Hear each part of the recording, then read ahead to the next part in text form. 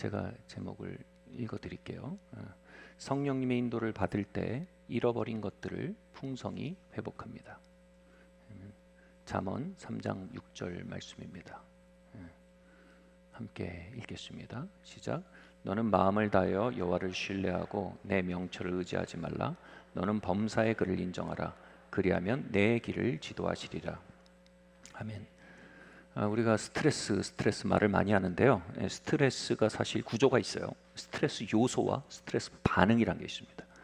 근데 실제로 우리가 스트레스를 경험한 건 스트레스 반응입니다. 무슨 얘기냐면요, 스트레스를 일으킬 만한 외부 환경이 스트레스 요소입니다. 카드값이 밀렸다든지, 그죠? 또 우리 아이가 사고를 쳤어요. 그리고 갑자기 배우자가 잔소리를 막 시작합니다. 스트레스 요소들이에요. 근데 그것에 스트레스 반응을 보일 때 비로소 그게 우리에게 데미지가 돼요. 스트레스 반응이 뭐예요? 막 염려하고 걱정하기 시작합니다. 그리고 안달복달하기 시작해요. 그러면 혈압이 올라가고 심장 박동이 빨라지고요. 그리고 손발에 땀이 나고요. 근육이 긴장되고요. 그리고 몸에선 독소가 나옵니다. 예수님은요, 정말 어마어마한 스트레스 요소에 둘러싸셨어요. 보세요. 그분을 대적하는 사람이 얼마나 많았습니까? 심지어 그분을 죽이려고 모의하는 사람들이 있었습니다. 그리고 그분의 그 과제가 뭐였습니까? 죽은 사람을 살리라고 가져옵니다. 중풍병자를 일으켜내려고 데려옵니다. 이 어마어마한 스트레스 요소들입니다. 그런데 그분은 결코 스트레스 반응으로 스트레스 요소 안에 살지 않으셨어요. 지난주에 어미소와 송아지가 함께 지는 멍에에 대해서 말씀드렸습니다. 그 멍에는 어미소한테 힘이 다 받게 제작되어 있습니다. 사실 밭을 가는 건 어미소입니다. 송아지는 어미소와 같이 가는 겁니다. 밭을 가는 건 어미소의 일이고 송아지의 일은 어미소와 동행하는 일입니다. 그게 예수님이 쉽고 가벼운 나의 멍에라고 말씀하신 멍에의 그림입니다. 예수님은 그 엄청난 스트레스 요소로 가득한 삶 속에서 성령님을 어미소로 가까이 하셨습니다. 그리고 성령께서 그 모든 일을 감당하게 하셨어요. 나의 짐을 매일 지시는 하나님을 찬양하는 이 시편 기자의 말처럼요, 성령 하나님 어미소로 스스로 그 옆에 송아지가 되셨습니다. 그리고 그 스트레스 요소들에게 스트레스 반응으로 응답하기보다는 성령님을 더 가까이 하고 성령님을 더 의지하고 그분과 더 동행하는 자리로 만들어 가셨습니다. 우리의 삶에 수많은 스트레스 요소들, 인자들이 있죠.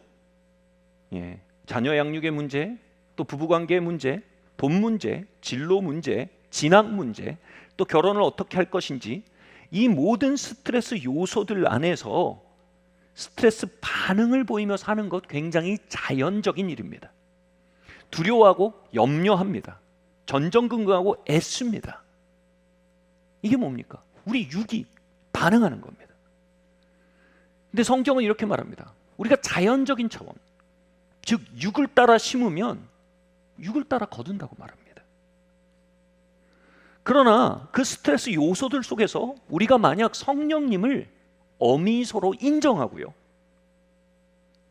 그리고 성령님과 동행하고요, 그분과 함께 걸어가고요, 그 일들을 쉽고 가벼운 멍에, 즉 성령님께 주도하도록 의지하기 시작하면요, 우리는 스트레스 요소들 속에서 스트레스 반응이 아닌 송아지가 되는 법을 배워갑니다.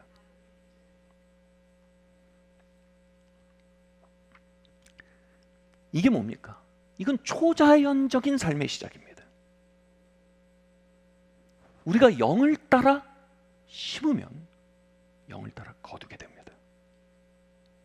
그분을 신뢰하고 인정하기 시작하면 뭐라고 합니까? 잠언 3장 6절이 말합니다. 그분이 우리를 지도하기 시작하신답니다. 지도하다라는 말은요, 히브리어로 두 가지 의미를 가진 이중적 의미입니다. 한 가지는요, 인도하다, 가르치다, 비춰주다, 이런 의미입니다. 또 하나는 뭐냐면 평탄케 하다라는 의미입니다. 우리가 그분을 어미소로 인정하고 어미소 옆에 거하는 새끼소로, 송아지로 걸어가기 시작할 때, 즉 우리의 모든 스트레스 인자들로 가득한 삶의 현장 속에 그분을 범사에 인정하며 그분을 의지할 때 무슨 일이 벌어집니까? 그분이 우리의 길을 지도하기 시작하십니다. 즉 우리의 일상 속에 말씀해 주신다는 겁니다. 우리의 스트레스 요소들에 대해 어떻게 응답해야 될지 그분이 지도해 주시는 겁니다. 그러면 그대로 우리는 송아지처럼 그분과 행할 때 무슨 일이 벌어진다고요? 평탄케 되기 시작한다는 겁니다.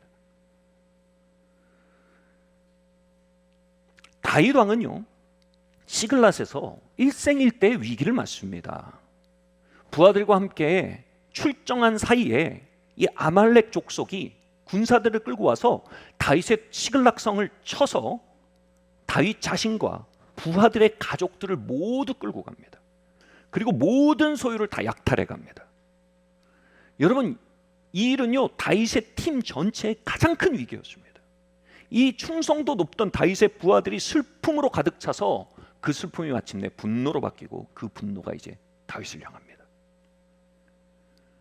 자신의 가족도 다 잃고 소유도 다 잃고 이제 부하들에게 돌맞음을 당할 어마어마한 스트레스 인자에 가득 차인 다윗의 현장입니다. 바로 이 시글랏의 이야기를 한번 읽어보겠습니다. 시작. 백성들이 자녀들 때문에 마음이 슬퍼서 다윗을 돌로 치자 하니 다윗이 크게 다급하였으나 그의 하나님 여호와를 힘입고 용기를 얻었더라. 다윗이 아히멜렉의 아들 제사장 아비아달에게 이르되 원컨대 에봇을 내게 가져오라. 아비아달이 에봇을 다윗에게 가져가매 다윗이 여호와께 묻자와 이르되 내가 이 군대를 추격하면 따라잡겠나이까 하니 여호와께서 그에게 대답하시되 그를 쫓아가라. 내가 반드시 따로잡고 도로 찾으리라. 아멘. 처음에 다윗은요 이 어마어마한 스트레스 인자들의 압도돼서 다급해졌습니다. 이것은 굉장한 스트레스 반응을 의미하는 겁니다. 아마 맥박이 엄청 빨라졌을 거고요, 호흡이 가빠졌을 거고요, 몸에선 독소가 나왔을 거예요, 머리에 막 혈류가 빨리 흐르면서 생각이 멍해졌을 겁니다. 압도된 겁니다. 그런데 그 상황 속에서 다윗이 초자연을 선택합니다. 바로 성령님이 그 자리에 계심을 고백합니다. 그리고 성령님이 그 상황 속에서도 하나님 되심을 인정합니다. 그렇게 몸을 일으켜 어미소 옆으로 움직여가자 그의 마음이 용기를 얻기 시작합니다. 그의 마음이 용기를 얻고 힘을 얻자 그는 성령님께 뜻을 구할 여유를 갖게 됩니다. 성령님께 뜻을 구하니 성령님이 그의 길을 시글랏에서 지도해 가십니다. 이렇게 말씀하십니다. 네가 올라가서 아멜렉을 추격해라. 그러면 반드시 따라잡을 것이며 빼앗긴 모든 것을 도로 찾을 것이다. 저는 이 성령의 음성이 지금 이 자리를 향한 음성이라는 믿음이 있습니다. 감동이 있습니다. 이 두 단어 따라잡고 도로 찾을 것이다. 반드시 따라잡고 도로 찾을 것이다. 이 따라잡다는 말은요 잃어버린 시간을 되찾는 걸 의미합니다. 성경학자들은요 다윗이 시글랏에서 보낸 시간들이 다윗의 잃어버린 시간들이다라고 평가합니다. 그는 부르심의 길에 있어서 멈춰 있었고 영적 역량은 후퇴하고 있었습니다. 그의 팀은 내부로부터 골마들어가 서서히 붕괴되고 있었습니다. 아말렉의 약탈은요 단순한 해프닝이 아니었습니다. 그의 잃어버린 시간들에 대한 현주소로서 나타난 일이었습니다. 여러분, 저와 여러분의 삶에도 잃어버린 시간들이 있는 현장들이 있습니다. 어린 시절 돌이킬 수 없는 상처들로 인해 수많은 시간을 허송했음을 보게 됩니다. 정신없이 바삐 살다 보니 아이들이 그냥 훌쩍 커버려서 대면대면한 사이가 되어 있습니다. 어리석은 선택들을 반복하여서 나에게 소중한 관계들이 너무나 멀리 떠내려가 버린 현장을 발견하기도 합니다. 두려움과 게으름 속에서 내가 서 있을 자리, 부르심의 자리들에서 너무 멀리 떠내려가 있음을 발견하게 될 때도 있습니다. 그것이 우리의 시글랏입니다. 그런데 그 시글랏에서 성령님을 어미소 삼을 때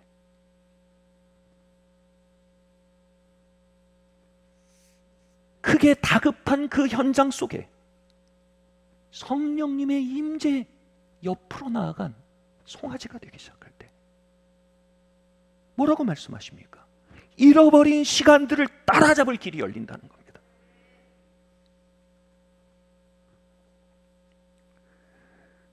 또 주님께서는 빼앗긴 것을 반드시 도로 찾으리라고 말씀하셨어요.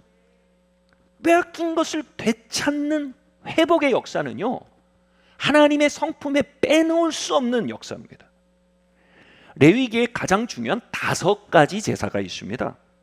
이 5가지 제사는 정확하게 예수님의 십자가의 사역을 풀어 설명하는 시청과 교제와 같습니다. 그 중에 우리가 대표적으로 기억하는 게 바로 속죄제입니다. 속죄제가 뭡니까? 예수께서 우리의 죄를 위해 값을 치르셨다는 복음의 핵심을 말해주는 게 속죄제입니다.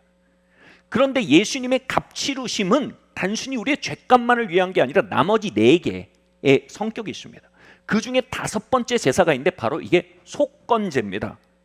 예수님의 십자가는 속건자의 성격을 갖습니다. 이 속건제가 뭐냐면요, 이런 의미입니다.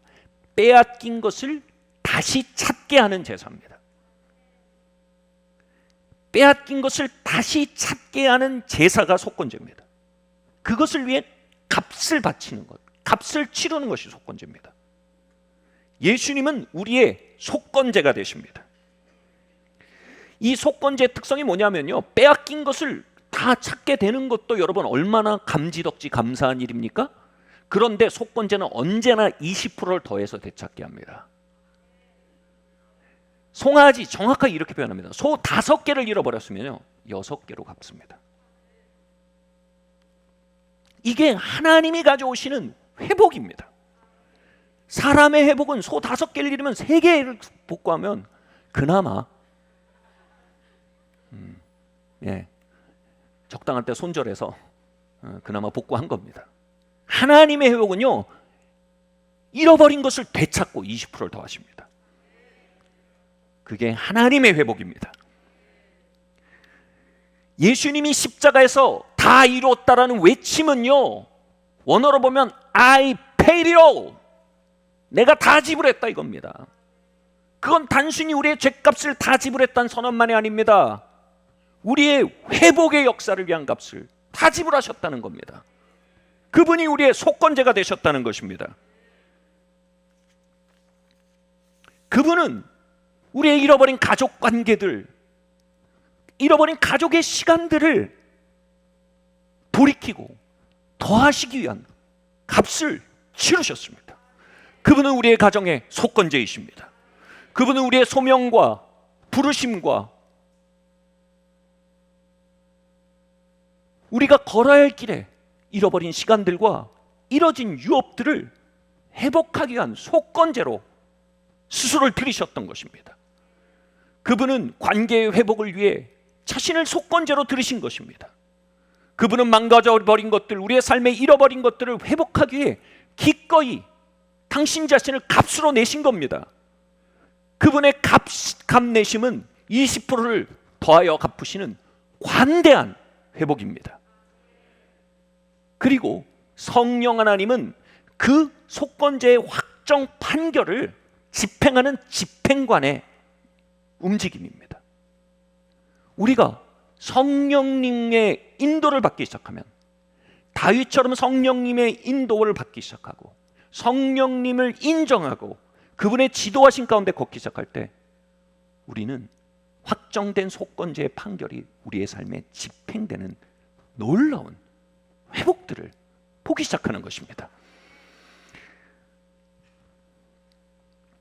자, 그러면요, 우리가 성령님과 동행하는 것, 쉽고 가벼운 멍에 가운데 걷는 것, 그분을 어미소로 우리가 송아지로 함께 걷는 것을 위한 중요한 기반들에 대해서 오늘 함께 좀 나눠보기를 원합니다. 첫 번째로요, 우리 함께 읽어볼까요? 시작. 아버지에게 당신의 모든 것이 중요합니다. 그래서 성령님을 통해 세밀하게 인도하십니다. 우리 말씀 한번 읽겠습니다. 너희에게는 심지어 머리털까지도 다 세신 바 되었으니 두려워 말라. 너희는 많은 새보다 더욱 귀하니라. 아멘. 예수님은 두려움과 염려의 라이프 스타일, 그 뿌리에 하나님께 내가 그렇게까지 중요하지 않을 거다라는 마음이 놓여 있음을 말씀하고 계십니다. 반대로 하나님께 내가 참 중요한 존재구나라는 것을 믿는 마음은요, 신뢰의 라이프 스타일의 뿌리가 된다고 말씀하십니다.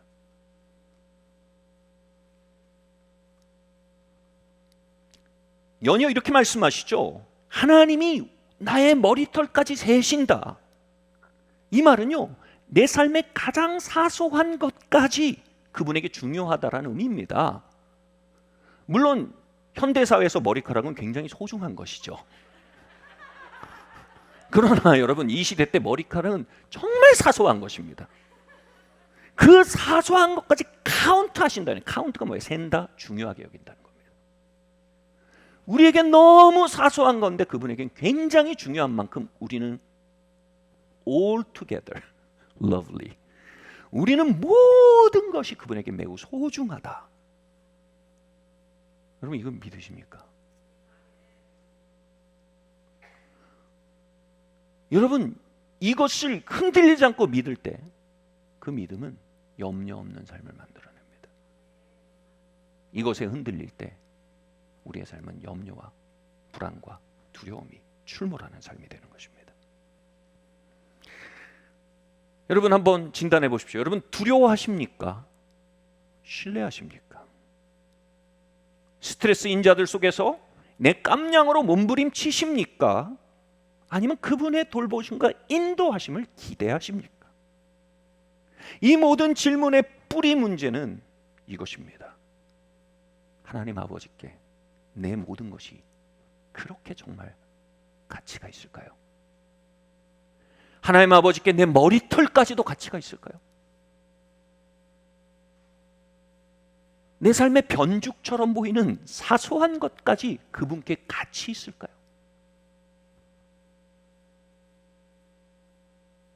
여러분, 이 뿌리 문제를 향해서 베드로전서는요, 정확하게 타격을 하는 말씀을 전합니다.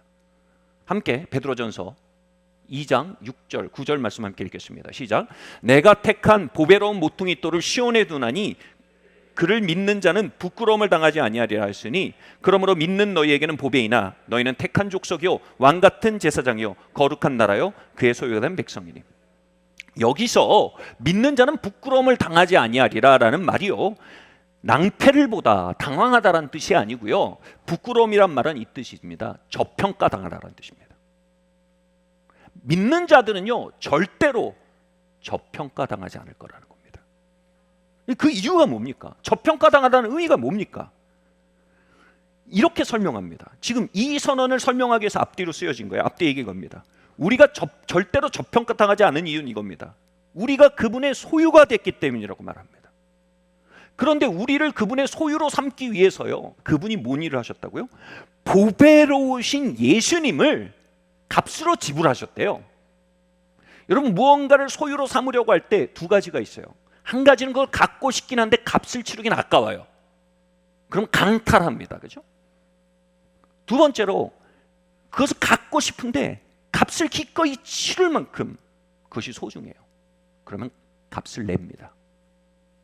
하나님은 우리를 소유하기 위해서요, 예수님을 값으로 내셨다는 겁니다. 뭐라고 표현합니까? 보배로우신 예수님을요. 보배로우신 예수님을 우리를 소유하게 값을 내셨다는 거예요. 그리고 뭐라고 말합니까? 십자가에서 I paid it all, 다 이루었다, 내가 지불했다는 선언이 아버지의 선언이기도 합니다. 내 모든 것을 지불했다, 너를 소유하기 위해. 이게 뭡니까? 우리의 모퉁이 돌이 됩니다. 그분이 우리를 소유하기에 예수님의 보배로운 예수님을 값으로 치른 그 사건이 우리의 반석이 된다는 겁니다. 그 위에 시온, 즉 하나님의 백성들을 둔다는 겁니다. 그러니 그 사실 위에 놓여진 하나님의 백성들은 뭐라고요? 결코 저평가당할 수 없다는 겁니다. 그 사건은 우리의 같은 들리지 않는 가치의 터전이 되게 한다는 겁니다. 여러분, 물건의 가치는 그것의 값으로 산정되죠. 여러분 상상해 보세요. 300만 원짜리 신발을 여러분 값을 내고 사셨다고 해봅시다. 그거 신으면 얼마나 애지중지하시겠어요?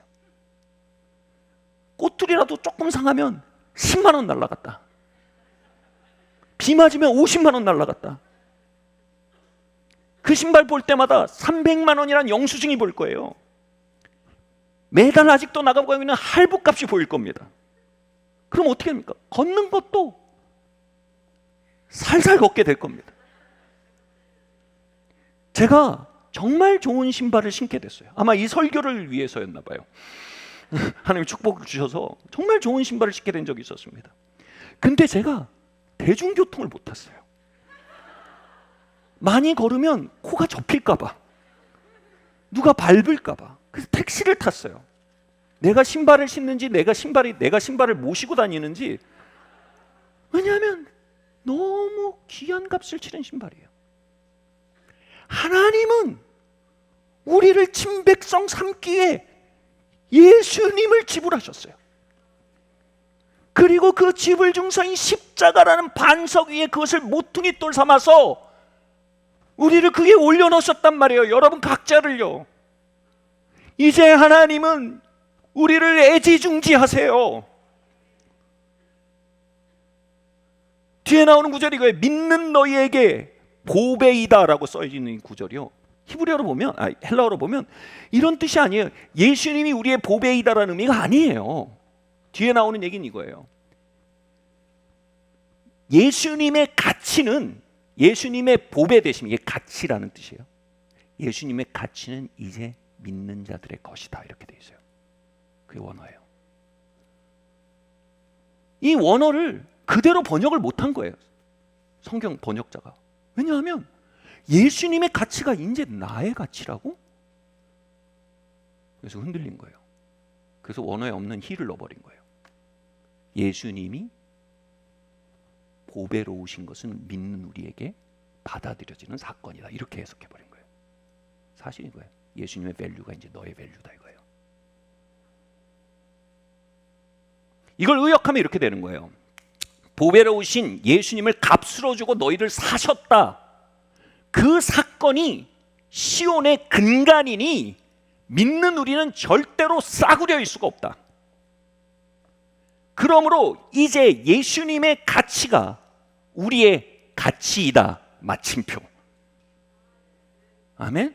이걸 의역하면 이렇게 되는 거예요. 예수님이 하나님께 보배였듯 이제 우리가 하나님께 보배이다. 여러분 이런 말 주일학교 때 많이 배우셨을 거예요. 100만 원짜리 물건은 100만 원짜리라고 한다. 200만 원을 내고 산 물건은 200만 원짜리라고 한다. 그러면 우리는 얼마짜리냐? 우리는 예수님짜리다.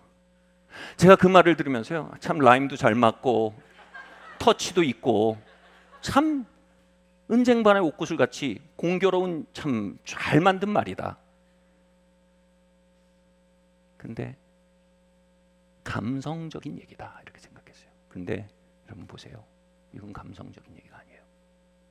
이건 충격적인 진리예요. 우리의 감성으로 소화할 수 없는 거대한 진리예요. 이제 예수님의 밸류가 우리 밸류예요. 이제 하나님께 예수님이 보배이시듯 이제 우리 모두는 하나님의 보배예요. 여러분 생각해 보십시오. 예수님의 안고 일어섬이 하나님께 얼마나 소중했을까요? 예수님의 가고섬이 하나님께 얼마나 소중했을까요? 천사들에게 예수님이 행하는 것이 얼마나 소중했을까요? 영어로 VIP, very important person이죠. very important person, VIP예요. 그 very important가 이제 모퉁이 돌, 그분의 십자가의 사역 위에서 이제 우리에게 붙는 거예요. Very important person. 내가 잘나서요? 아니요. 내가 헌신해서요? 전혀 아니요. 내가 똑똑해서요? 전혀 아니요.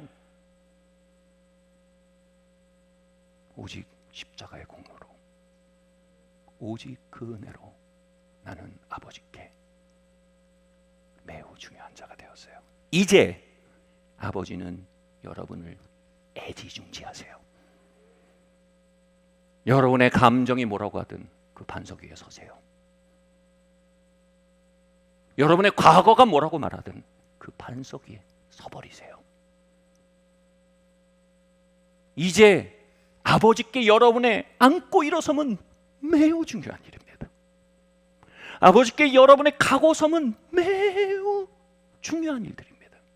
이제 아버지께 여러분의 머리카락 개수는 아주 의미 있는 것입니다.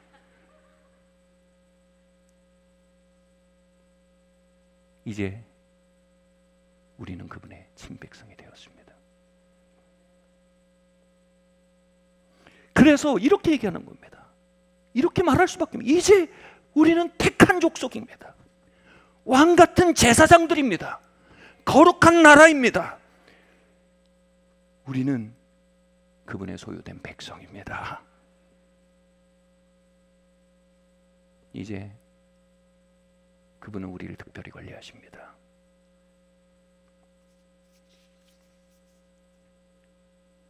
너에게는 심지어 머리털까지도 다 세신바 되었나니 두려워 말라. 너희는 많은 참새보다 더 귀하니라. 그 특별 관리가 뭔지 아세요? 구약부터 신약까지 언제나 특별 관리인 겁니다. 하나님의 영을 보내셔서 범사에 지도해 주시는 겁니다. 범사에 이끌어 주시는 겁니다. 물론 때로는 우리를 깎으실 수 있어요. 갈아내실 때 있어요. 그러나 그건 절대로 무관심의 결과가 아니에요. 그마저도 지대한 관심의 결과예요.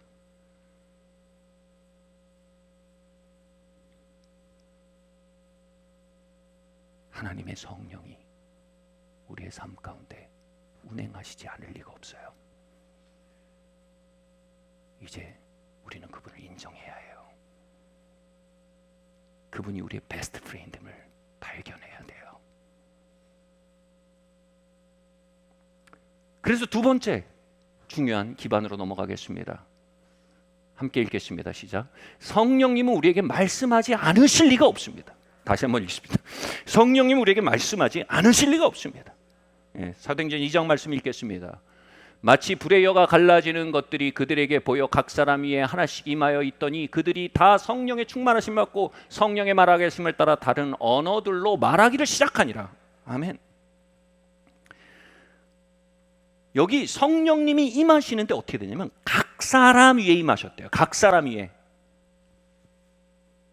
그리고 어떻게 돼요? 각 사람의 언어로 말씀하기 시작하셨대요. 여기서 각 사람의 언어라는 말에 같이 나오는 게 영어로 tribe이란 표현입니다. 족속이란 뜻이에요. 근데 이 족속은 지정학적 혈통적 족속을 말하기 이전에 tribe이란 단어가 의미하는 건 뭐냐면 비슷한 종류의 사람들이라는 의미를 갖습니다. 예를 들어서요, 이 비슷한 종류의 사람들은요 그들만의 랭귀지를 가져요. 제가 이걸 어떻게 설명하다 생각하다가 저의 가장 좋은 설교위원은 항상 딸들이에요. 제 큰딸이 굉장히 직관적이고 즉흥적이고 창의적이고 민감하고 예술적이에요. 어떤 부분은 저랑 비슷한데 어떤 부분은 저랑 좀 달라요. 근데 이 아이의 트라이브이 있어요. 이 아이가 얼마나 이모들이 많아요. 여기 다 여러분 다 이모라고 부르거든요. 뭐 대충 60세 이하는 다 이모입니다. 근데 이 이모 중에 한 이모가 이 아이는 어려서부터 꽂혔어요. 그 이모를 보면 말이 통하는 것 같은 거예요.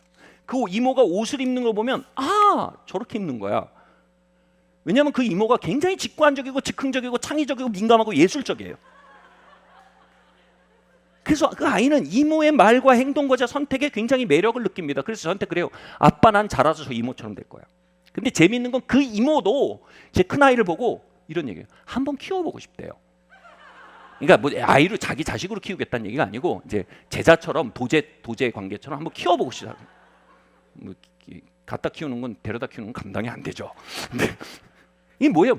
비슷한 트라이브는 비슷한 트라이브끼리 알아봐요. 종족끼리. 여러분 여기에 굉장히 다양한 종족이 있어요. 근데 이 종족들의 특성이 뭐냐면 말을 섞어보면 알아요. 5분만 말을 섞어보면 비슷한 트라이브끼리는 말이 통해요. 근데 다른 종족끼리는요 말을 섞어도 안 섞여요. 그리고 서로 친해지는데 정말 십자가를 지고 자기를 부인하고 내적 치유를 100번 하고 성령님께 순복하고 막 거짓자를 벗고 해야지 조금 친해져요. 근데 비슷한 트라이끼리는 별 은혜가 없어도 친구가 돼요. 여러분 이게 그 의미예요. 성령님이 각 사람에게 임하셔서 뭐라고요? 각양 언어로 말씀하기 시작하신 거예요. 뭐냐면 각자의 특성과 문화적 백그라운드와 일상과 체질에 맞게 아주 친숙하게 그들의 언어로 말을 거셨다는 거예요. 제가 지난주에 얘기했지만 제가 군입대를 아주 독특하게 했고 제대도 독특하게 했어요. 제가 군입대를 할 때 저는 입대할 때 일찍 나오게 될 거라는 영문을 알 수 없는 저의 트라이브로서는 도저히 받아들일 수 없는 대원을 받았어요. 이성적이거든요. 저는. 어떻게 그게 가능해? 말이 돼? 그 제가 은근히 또 바른 생활하는 그런 구석이 있어서 그건 말이 안 되는데 막 이런 얘기 있었어요. 근데 어쨌든 대원으로 주어진 말씀이기 때문에 제 마음 주머니 어딘가 넣고 이제 입대를 했어요. 마음에 도대체 와닿지는 않았어요. 근데 입대 후에 훈련을 받는데 하루 이제 보람찬 하위를 끝내놓고 연병장에서 이제 저기를 들어가려고 하는데 그 내무반에 들어가려는데 말도 안 되게 그 연병장 한 건데서 스타벅스 향기가 나는 거예요. 스땡벅스라고 합시다. 방송 나가니까. 네. 근데 그 군대는 정말 산골짜기에 있었죠, 당연히. 스타벅스 냄새가 날 곳이 없었어요. 그리고 제가 옆에 물어봤어요. 야, 스타벅스 냄새 안 나냐? 형 안 나. 무슨 얘기야 지금? 형 집에 가고 싶어서 미친 거 아니야? 막 근데 제가 입대하기 전날 아내랑 마지막으로 시청에서 데이트를 하면서 스타벅스에 갔었거든요. 근데 그 향을 딱 맡는데 시청에서 아내와 함께 걷던 기억이 나는 거예요. 그때 제가 다리를 이미 크게 다쳐서 절고 있었거든요. 근데 갑자기 그 향과 함께 이런 생각이 들어요. 내가 아내 앞에 돌아갈 수도 있겠네? 저에겐 도저히 와닿지 않던 가면 일찍 나올 거예요. 이건 제 언어가 아니에요. 제 언어는 스타벅스 향기예요. 어쩌면 이거 지금은 재앙처럼 보이는 이 일이, 지금은 사고처럼 보이는 일이 혹시 하나님이 약속하신 일, 대언하신 일이 성취되어져가는 과정 아니야? 한 생각 올라왔어요. 스타벅스 향을 맡으면서. 그리고 제가 군병원으로 후송을 보내버렸어요. 저희 훈련소에서. 너무 다리를 쪄가 하니까. 근데 군병원의 후송을 받으면서 제가 잠깐 비몽사몽처럼 잠이 들었는지 알 수가 없는데요. 갑자기 비몽사몽처럼 딱 영상이 보였는데 뭐냐면 제 아내와 제가 살던 아파트가 있어요. 그 아파트의 단지 내에 분수대가 있는데 그 분수대가 자꾸 보이는 거예요. 저희가 거기서 숱하게 손잡고 다니면서 데이트를 했거든요. 그 분수대가 보이는 거예요. 왜 자꾸 보여 이게? 내가 정말 우리 동기 말대로 내가 집에 가고 싶어서 미쳐가고 있나 보다. 근데요, 계속 그게 보여요. 잠잘 때도 보이고 기도할 때도 보여요. 그러니까 마음속에 어쩌면, 그런데 이제 군병원에 가서, 여러분 군병원에서 정말 거부할 수 없는 그게 있어요. 뭐냐면 개봉 영화를 가끔 보여줘요. 그럼 뭐 다 가는 거죠 무조건. 근데 심지어는 저희가 입대한 뒤에 개봉했던 개봉작을 보여준 거예요. 그래서 막 이 군 병원에 있는 사람들이 막 휠체어 끌고 막 지팡이 짚고 막 다 보러 가요. 저도 보러 갔어요. 근데 그 영화를 보는데 제가 깜짝 놀랐어요. 그 영화가 아내와 저의 신혼집 아파트에서 찍은 영화인 거예요. 그리고 거기 있는 남녀 로맨틱 코미디인데 남녀 주인공이 그 분수대에서 엄청 데이트를 하는 거예요. 그리고 남자 주인공은 저희 집 살던 이쪽 동에 살고 여자 주인공은 대각성동에서 나오는 거예요. 그래서 저희 데이트하던 장소에 둘이 엄청 손잡고 다니는 거예요. 어쩌면 진짜 빨리 나갈지도 모른다는, 빨리 나가 꺼내주리라는 그 대원 말씀이 지금 내가 다리를 전이 이 황당한 상황이 장애인이 될지도 모른다는 군의관의 그 절망적인 선언들이 어쩌면 하나님이 나를 인도하시는 과정일 수 있겠구나. 그리고 어느 순간 이런 생각이 들어요. 아, 나 나가는구나.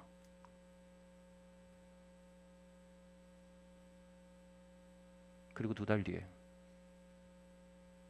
저는 제대를 하게 됐어요.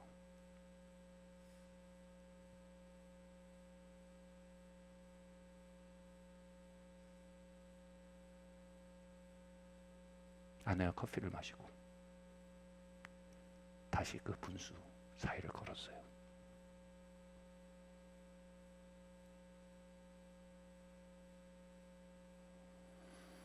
그분은 저의 랭귀지로 말씀하셨어요. 그분은 겸손히 저의 트라이브이 되어주셨어요. 스타벅스 향과 최신 개봉 영화를 통해 저에게 속삭여 주셨어요. 우리는 그분과 연결되기 위해 슈퍼 영성인이 될 필요 없어요. 그분과 연결이 되게 슈퍼 실학자가 될 필요 없어요. 그분과 연결돼서 우리는 우리 자신이 되면 돼요. 나를 지으신 그 모습, 나의 랭귀지 그대로 그분은 우리에게 다가와 주세요. 구약에서 하나님과 우상을 구별짓는 반복되는 시금석이 되는 선언이 있습니다. 너희는 어찌 말도 못하는 우상을 그렇게 섬기느냐. 나 여호와는 너희에게 말하는 하나님이다. 우상과 살아있는 신을 구분짓는 기준이 성경에서 이겁니다. 내가 너한테 말하지 않냐? 우리 하나님은 우상이 아니십니다. 사신 하나님이십니다. 그 하나님은 말씀하시는 하나님이십니다. 하나님이 우리에게 말씀하시지 않을 리가 없습니다.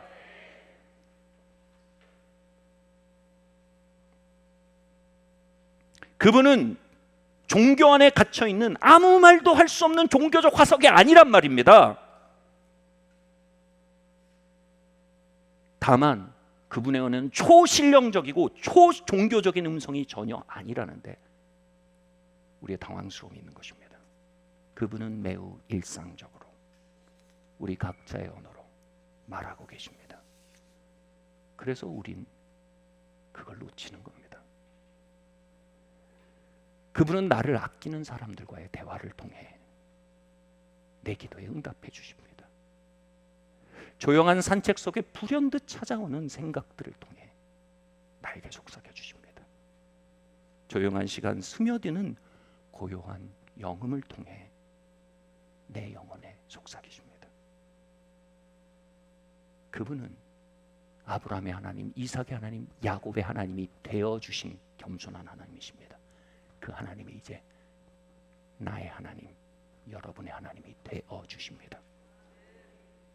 여러분은 김영준의 하나님 위에 부어지는 하나님의 튄 몇 방울 물로 사는 사람이 아닙니다.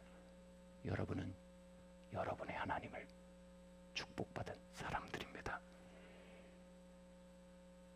같이 말할까요? 성령님은 나에게 말씀하고 계시지 않을 리가 없다. 아멘.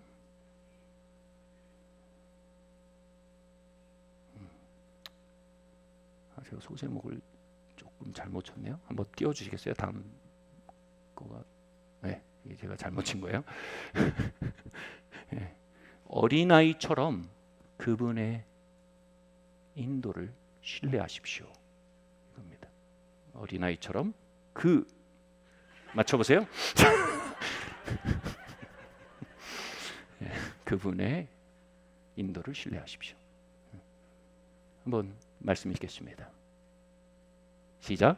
구하는 이마다 받을 것이요 찾는 이는 찾아낼 것이요 두드린 이에게 열릴 것이니라. 너희 중에 아버지 된 자로서 누가 아들이 생선을 달라 하는데 생선 대신 뱀을 주며 알을 달라 하는데 정갈을 주겠느냐. 너희가 악할지라도 좋은 것을 자식에게 줄 줄 알거든 하물며 너희 하나님 하늘 아버지께서 구하는 자에게 성령을 주시지 않겠느냐.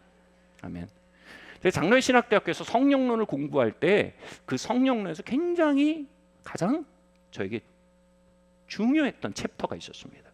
성령님이 우리에게 역사하신 두 가지 채널을 얘기합니다. 하나는 직접성과 간접성이라고 합니다. 듣자마자 지루해지시죠? 힘을 내세요. 간접성은 뭐냐 하면요, 성령님이 교회를 통해 우리에게 일하신다는 거예요. 성령님이 건강한 교리를 통해 우리에게 일하신다는 거예요. 성령님이 영적인 질서들을 통해서 우리에게 일하신다는 거예요. 그리고 성령님이 건강한 상식을 통해 우리에게 일하신다는 거예요. 이게 성령의 간접성이에요. 근데 이 성령의 직접성이 또 있어요. 이건 뭐냐면 약간은 은사적인 체험이에요. 뭐냐면 성령께서 우리에게 방언과 통병과 불의 역사로 임하십니다. 마음이 뜨거워지기도 하고요, 우리의 마음속에 직접적인 영음으로 다가오시기도 합니다. 그런데 이 성령님의 간접성과 직접성의 양날개는 매우 중요해서요, 이 두 개를 통해 성령님과 교제하는 것을 배우지 못하면요, 날아오를 수가 없습니다.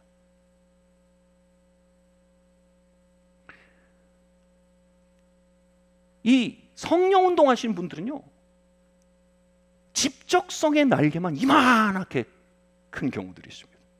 그래서 계속 이렇게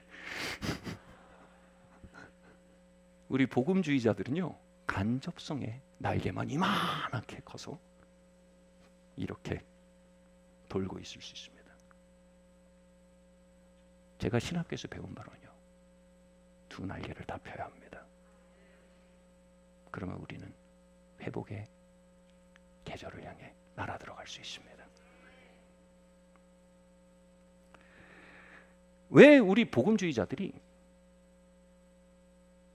간접성의 날개만 이렇게 크고 직접성의 날개는 이렇게 돼 있을까요? 그건요, 미혹당할까 봐, 다른 영한테 속을까 봐, 여기에 대해서 두려움과 위축감이 있습니다. 여러분, 성경에서 미혹당하는 이야기의 가장 적나라한 스토리가 바로 아하방의 스토리입니다. 아하방은요, 패역한 왕 중에서도 최고로 패역한 왕이었습니다. 그 왕이요, 그래도 하나님께 여쭙는 거 유익은 알아요. 그래서 전쟁에 나가면서 선지자를 불러놓고 이 전쟁에 나가면 이기겠습니까? 라고 묻습니다.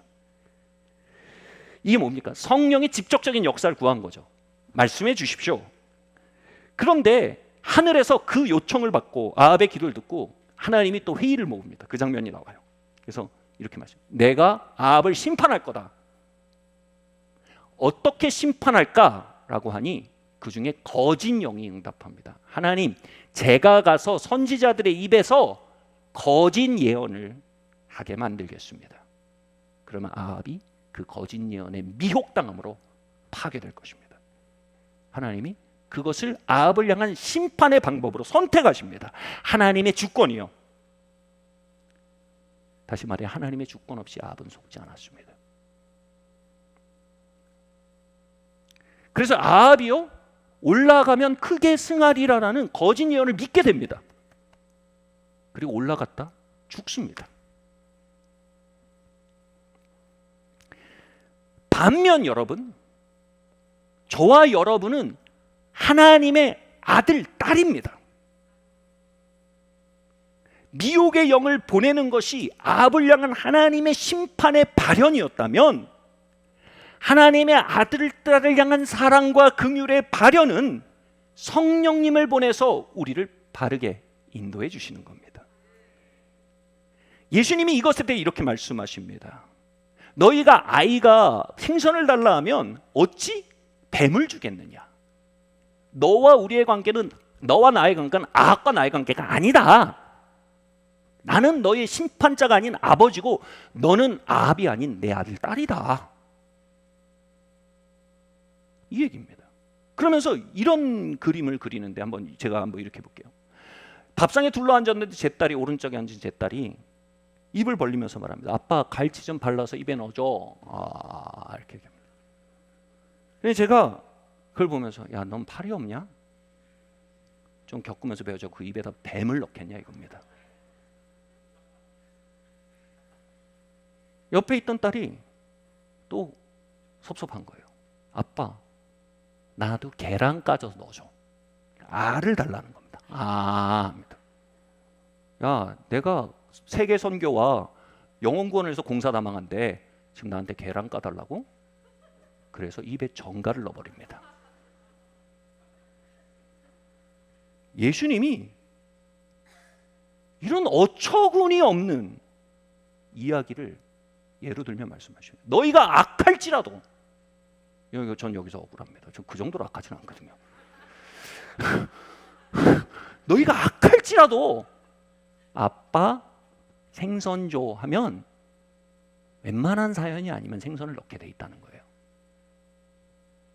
하물며 완전하신 사랑이신 아버지께서 성령을 부어주세요.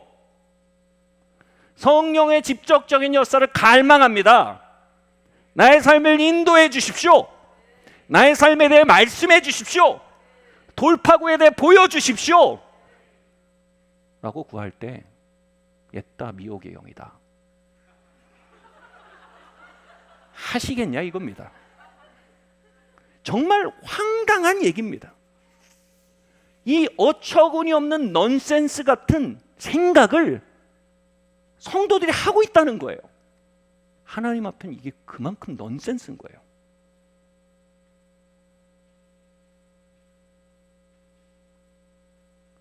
내가 아버지고 너는 자녀다. 너 아합 아니야. 나는 너를 심판하려는 게 아니고 사랑하고 축복하려고 해. 근데 왜 너는 아합이 가진 두려움을 가지고 나에게 오냐? 이런 말이 있어요.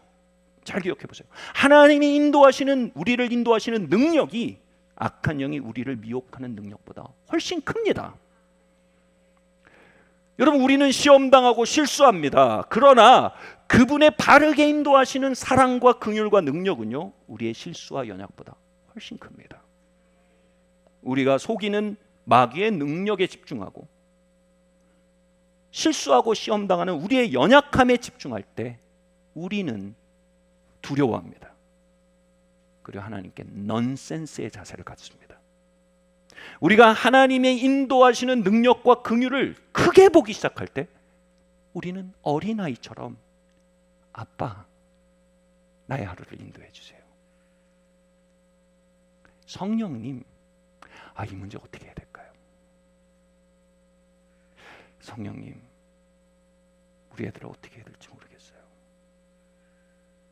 나의 어미소가 되주세요. 성령님, 코로나로 인해서 손실이 이만저만이 아니에요. 성령님, 지도해 주세요.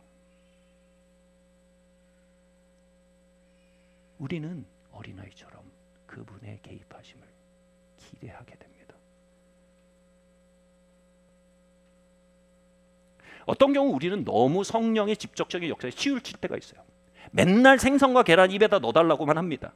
자꾸 밥상에서 입만 쩍쩍 벌리고 자꾸 생선과 계란을 직접 넣어달라고 말할 때가 있어요. 그러나 여러분, 영양의 밸런스를 위해서 밥도 먹고 국도 먹어야 합니다. 그죠? 이렇게 자꾸 생선과 계란만 입 쩍쩍 벌리신 분들이 성령 운동에 열광하는 분들 중에 이런 분들이 많아요. 그죠? 제가 성령 운동에 열광하던 시절이 있었어요. 신학교 시절에. 그때 어느 날 성령께서 이렇게 감동하셨어요. 나는 네가 기도 시간을 좀 줄이길 바란다. 마귀야 떠나가라 이럴 뻔했어요. 그리고 뭐냐면 성경 좀 읽어라. 야, 집회 좀 그만 따라다니고 줄여라. 그리고 신학 공부 열심히 해라. 골방 시간 약간 좀 줄였으면 좋겠어. 건강한 공동체의 교제의 일원이 되라. 그리고 너무 어떡할게요 라고 한 방으로 풀려고 하지 말고 건강한 상식 안에 자라나가는 과정을 겪어라. 저는 제가 성령의 직접적인 역사로 너무 기울어질 때 성령의 간접적인 역사로 돌아오도록 감동해 주신 그분의 개입에 참 감사합니다. 그렇지 않았다면 아마 저는 이러고 있었을 겁니다.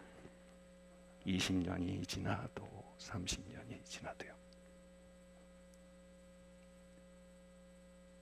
두 날개를 펴야 합니다. 한편 말씀드렸던 복음주의 라인은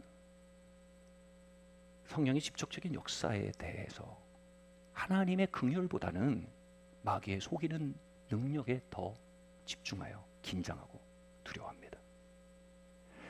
이 얘기를 거의 끝내려고 합니다. 오래전 전도사 사역을 할 때였어요. 이 교회의 모태가 되는 그 사역 시절이었어요. 수련회를 갔는데 수련회 정말 성령께서 강하게 강림하셨습니다. 그 사람들이 정말 성령님의 세례와 충만을 받기 시작했습니다. 그 중에 한 형제님이 정말 말 그대로 성령의 직접적 역사를 했는데 불을 받고 입에서 방언이 터졌어요. 근데 수련회가 끝나고 하루가 지나서 굉장히 긴장한 목소리로 그 형제님에게서 전화가 왔어요. 그럼 저에게 이렇게 하는 거예요. 전도사님, 제가 받은 게 마귀 방언인 것 같습니다. 제가 그랬어요. 왜 그렇게 생각합니까? 제가 교회에서 자랄 때 마귀 방언을 받을 수 있으니 그런 걸 구하는 걸 성령님의 역사를 구하는 걸 조심해라라는 말을 들으면서 컸습니다. 그런데 제가 수련회 이후에 집에서 기도를 하려고 그러는데 방언을 하면 자꾸 혀가 이렇게 나옵니다. 그게 꼭 뱀 같아요. 그래서 제가 가만히 생각하다 이렇게 답을 드렸습니다. 아, 형제님, 그러면 혀를 집어넣고 하세요. 그분이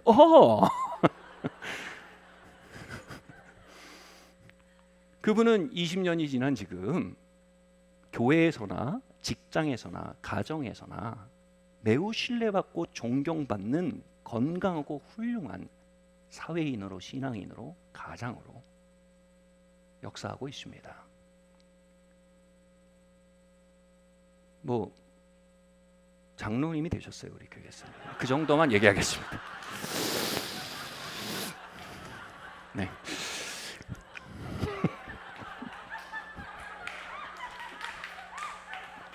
네. 여러분, 우린 연약합니다. 우리 시험 받습니다. 그러나 아버지는 우리를 긍휼히 여기십니다. 성령의 역사와 인도를 구하는 자녀들을 향해 그분은 신실하십니다. 아버지는 그분의 자녀들을 아합처럼 대하지 않으세요. 하나님은 많은 세월을 흘려보내고 많은 것을 잃어버린 이스라엘 민족에게 이렇게 말씀하셨어요. 요엘서 2장 25절 28절 말씀, 마지막 말씀입니다. 함께 읽겠습니다. 내가 전에 너에게 보낸 큰 군대 곧 메뚜기와 느치와 황충이와 팥중이가 먹은 횟수대로 너에게 갚아주리니 너희는 먹되 풍족히 먹고 내가 내 영을 만민에게 부어주리니 너희 자녀들이 장래일을 말할 것이며 너희 늙은이는 꿈을 꾸며 너희 젊은이는 이상을 볼 것이며. 아멘. 저는 이 교회의 목자 되시고 안내자 되신 성령께서 이 일을 말씀하고 계시다고 믿습니다. 내가 메뚜기와 느치와 황충이가 먹어버린 횟수대로 세어서 너에게 갚아주겠다. 그 일을 위해 내가 내 영을 모든 이들에게 부어줄 것이다. 너희 자녀들은 장래일에 대해 말하게 될 것이며 너희 노인들은 꿈을 꾸게 되며 젊은이들은 환상을 보게 될 것이다. 끝났다고 생각하고 낙심하고 늦었다고 생각하며 후회하는 시글랏에 앉은 하나님의 백성들에게 하나님 말씀하십니다. 내가 잃어버린 것들을 세고 있어. 내가 너의 빼앗긴 횟수대를 세고 있어. 그리고 내 아들 예수의 피가 그 모든 회복을 위한 속건제가 됨을 나는 기억해. 이제 그 속건제의 집행자인 성령을 너에게 붓기 원해. 이제 나의 쉽고 가벼운 멍에를 메거라. 스트레스 반응으로 가득 차 있는 스트레스 인자의 인생 속에 이제 송아지가 되는 법을 배우자. 범사에 성령님을 인정하라. 그리하면 그가 너희의 길을 지도하시고 평탄케 하시고 회복하시리라. 이제 기도할 때입니다. 주님, 잃어버린 것들의 회복을 구합니다.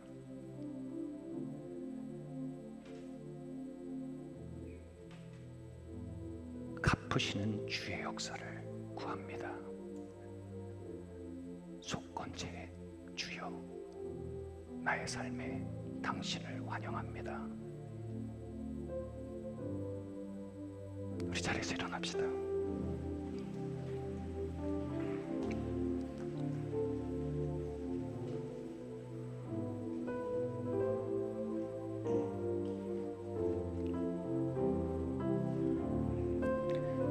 우리 이 시간 각자의 목소리로 각자의 하나님 성령님께 요청합시다. 찬양은 곡조 달린 기도입니다. 속건자의 집행자이신 성령님, 나의 삶에 이 시간 어미소가 되어 주십시오. 억눌린 자 갇힌 자, 자유함이 없는 자, 피난처가 되시는 성령님 되시네. 주의 영이 계신 곳에 참자유가 있다네. 진리의 영이신 성령이 오셨네. 억눌린 자 갇힌 자, 억눌린 자 갇힌 자, 자유함이 없는 자, 노래하세요. 피난처가 되시는 성령님 계신 주의 영이 계신 곳에, 주의 영이 계신 곳에 참자유가 있다네. 진리의 영이신 성령이 오셨네. 손을 들고 찬양할까요? 성령이 오셨네. 성령이 오셨네. 내 주에 보내신 성령이 오셨네. 우리 인생 가운데 친히 찾아오셔서 그 나라 꿈꾸게 하시네. 성령이 오셨네. 성령이 오셨네.